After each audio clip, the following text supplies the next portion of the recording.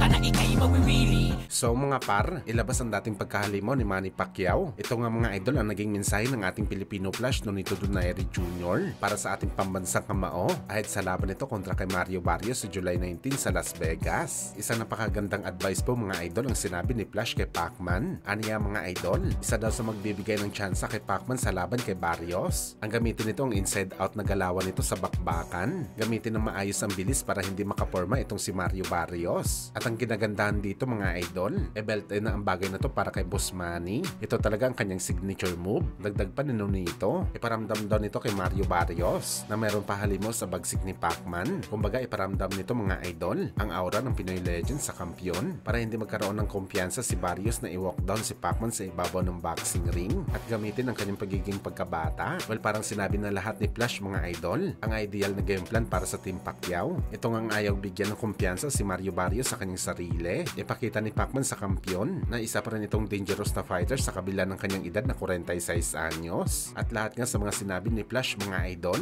sa huli importante pa rin daw talaga kay Pacman ang mag-ingat sa laban at makipaglaban ng utakan sa bakbakan kay Barrios.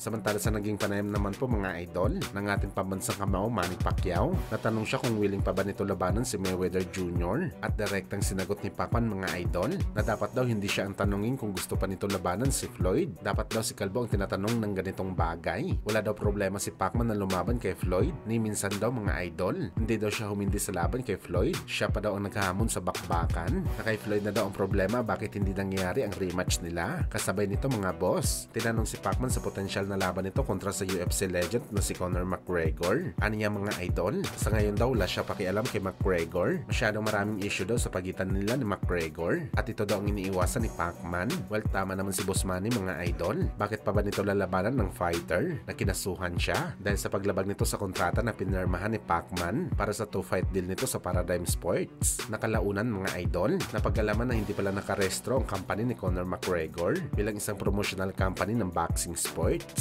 Munti ka na si Pacman magbayad ng 5 million US dollars o mahigit 270 million pesos para sa pera natin. Kaya tama lang talaga na umayaw si Pacman kay McGregor. Umayaw ito dahil sa issue, hindi sa laban. Alam naman kasi natin mga idol na kaya wasakin ni Pacman si McGregor sa boxing match. Sa kabilang banda naman mga idol, Boss Turkey Alalshik, kinumpirma ang laban ni Devin Haney at Brian Norman Jr. sa buwan ng November nagaganapin sa Saudi para sa WBO welterweight title. At isa tayo mga idol sa mga nagsabi dati na pag-isipan muna ni Devin Haney ang kanyang desisyon bago lumaban kay Norman matapos ang halimaw na galawan ng kampiyon sa naging laban nito kontra kay Jin Sasaki sa Japan nang pinatulog niya ito sa ibabaw ng boxing ring. Para sa ating mga idol, delikadong laban to para kay Boy Ilong dahil matapang talaga itong si Devin Haney at tinanggap ang delikadong laban. Maski si Boss Turkey mga idol, bumilib kay Haney Boy na nagkaroon ito ng bayag na labanan ng mabagsik na galawan ni Norman Jr.